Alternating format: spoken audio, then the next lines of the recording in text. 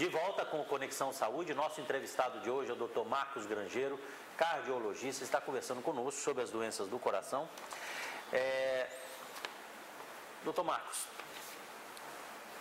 nós começamos a falar sobre pressão, você falou sobre essa questão dos níveis pressóricos, né?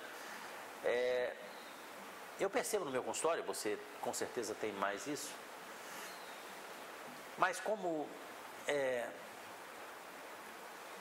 o maior, talvez o efeito colateral que mais incomode os homens, né, os pacientes de sexo masculino, é que quase todas, se não todas as medicações para tratar a pressão alta, né, isso também é bastante questionável, porque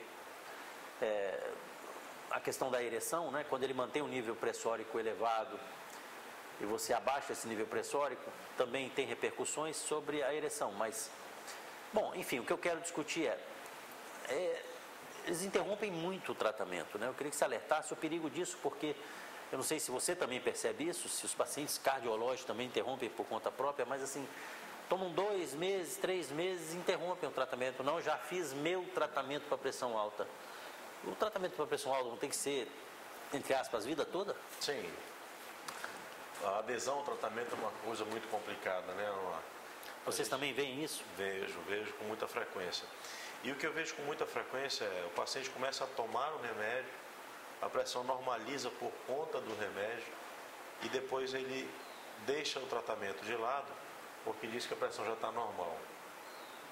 Na verdade, a pressão está normal por conta do remédio. Depois ele volta a se tornar hipertenso, ou melhor, nunca deixou de ser, volta a ficar com a pressão em níveis elevados, e aí ele volta ao consultório e volta a sofrer os riscos, volta a sofrer os riscos. Um dado interessante que você comentou, e eu não tinha noção disso, que 60%, eu acho alarmante esses valores, né? Que tem essa associação da doença da ereção com relação à doença coronariana. Achei bastante interessante. No homem, o tratamento é muito mais complexo. Tanto que o Ministério da Saúde lançou há alguns anos, não sei se você lembra disso, a campanha da saúde do homem. Né?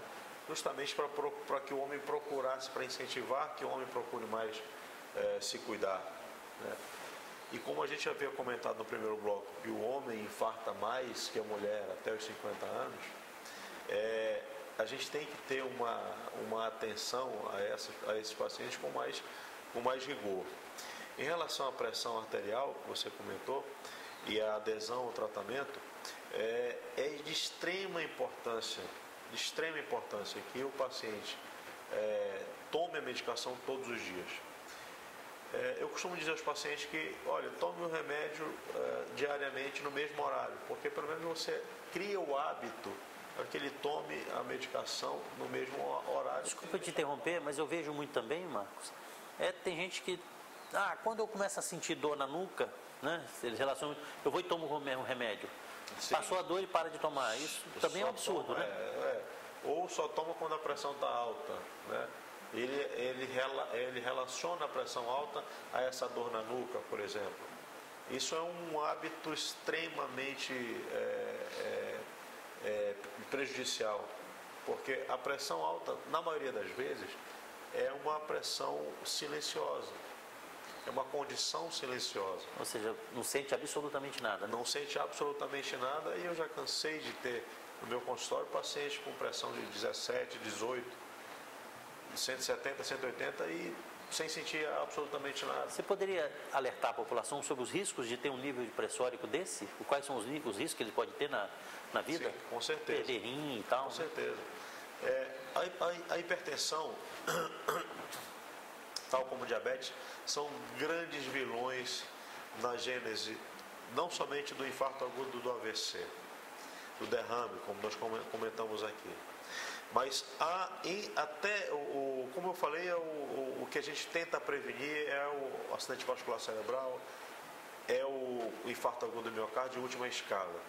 Mas antes de acontecer tudo isso daqui, que é o catastrófico, existe uma outra série de condições que são não menos catastróficas. Por exemplo, A insuficiência renal, o paciente que não se cuida, que não toma o remédio para pressão, que não toma o hábitos saudáveis. Eu costumo dizer que a hipertensão é um tripé o tratamento. A medicação, eu diria que seria o último, mas antes dela tem que haver a dieta e a atividade física. Quando o paciente adota dieta e atividade física antes da medicação, a gente consegue níveis pressóricos, a gente consegue doses de medicamentos menores. E efeitos menores também sobre a questão da ereção, por exemplo. Quando a gente utiliza esse tripé, institui a medicação, porque muitas das vezes há necessidade, os níveis pressóricos são elevados, e há a necessidade da gente instituir a medicação de pronto,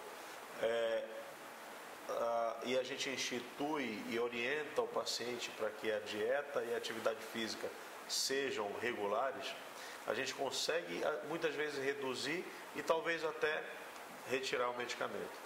Mas retirar o medicamento porque a dose, ou porque ele não está sentindo nada, ou porque ele já tomou uma caixa do remédio e acha que está curado, não é nem um pouco saudável.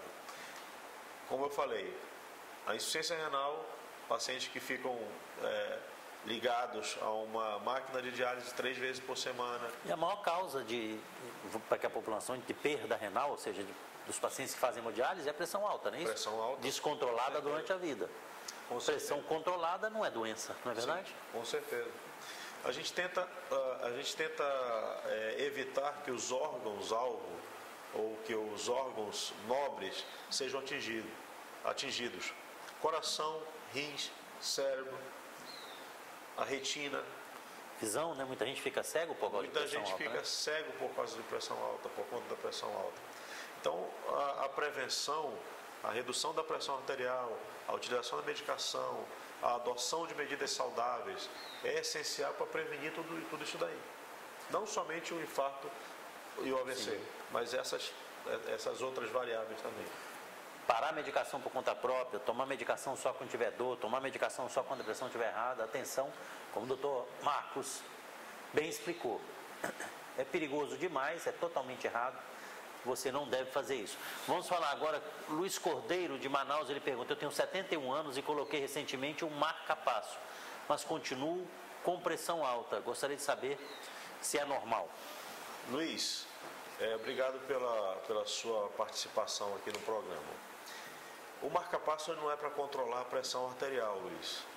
O marca-passo você deve ter colocado provavelmente para controlar o seu ritmo cardíaco, a sua frequência cardíaca, porque a pressão arterial ela é controlada com o medicamento, não com não controla a pressão arterial. Marca-passo não controla. Controla a frequência cardíaca. Muito provavelmente você tinha uma frequência cardíaca reduzida e aí por conta disso que lhe trazia condições que poderia produzir riscos e por conta disso foi introduzido ou foi colocado o marca-passo. Mas a pressão arterial não tem relação com o marca-passo, tá bom? Bom, nós vamos de novo a um rápido intervalo comercial, ainda dá tempo de você participar, você pode fazer sua pergunta pelo WhatsApp ou por ligação, é